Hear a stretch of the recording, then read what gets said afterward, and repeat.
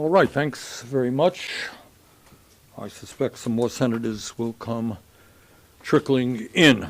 Now, let me start off by just making a few brief points about where we are today and how we got to where we are.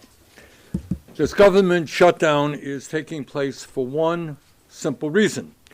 For the first time in the modern history of our country, the majority party in the Senate, the Republican Party, which needs 60 votes to pass a budget bill to fund the government, is refusing to negotiate. Republicans have 53 votes in the Senate. Democratic caucus has 47. You need 60 votes to pass a budget bill.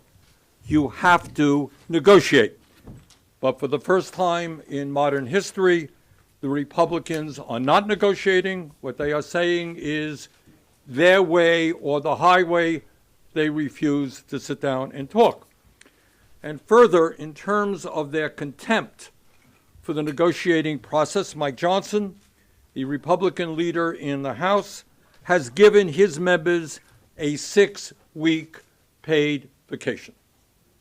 So here we are in the middle of a government shutdown. Workers are not getting paid. People are worried about escalating health care costs. People are being worried about being thrown off the health care they have.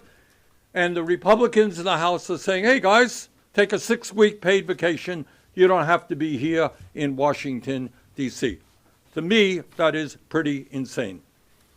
And let me be clear what it would mean if Republicans got their way and this so-called CR, continuing resolution, were to pass.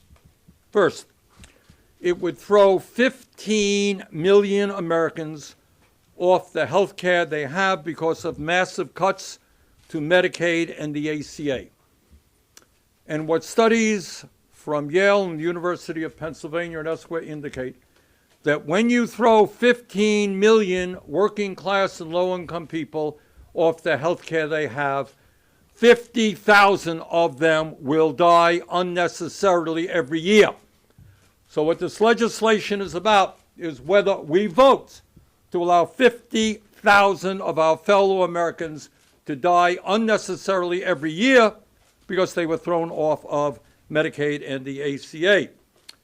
Further, if the Republicans were to prevail, what it means is that on average, health insurance premiums for the 20 million plus people on the Affordable Care Act on average would double.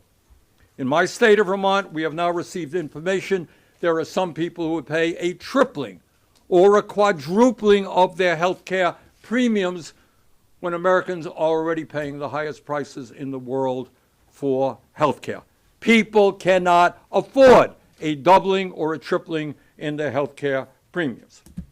And now what brings us here today, in an absolutely unbelievable way, President Trump is refusing to release the $5 billion in emergency funding for SNAP that helps feed 16 million kids, and that is a direct violation of the law.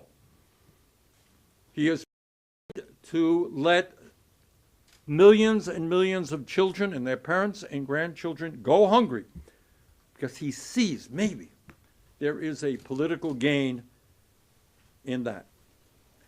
Let there be no mistake, and that is what this statement is about. This is on the U.S. Department of Agriculture website until very recently. The president is legally obligated to use this emergency fund, and up until last week, his administration was preparing to do that. We are here today to send a very loud and a very clear message to President Trump. Obey the law. I know that's a hard concept for the president, but obey the law.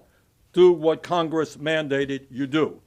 Do not let children in America and their parents and grandchildren go hungry. Do not go down as the first president in history to manufacture a hunger crisis in the richest country on earth.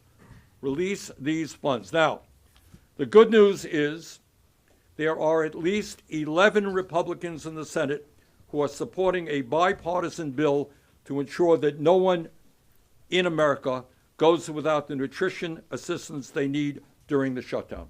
And that is very good news, and I thank those 11 Republicans. Every Democrat supports that bill as well.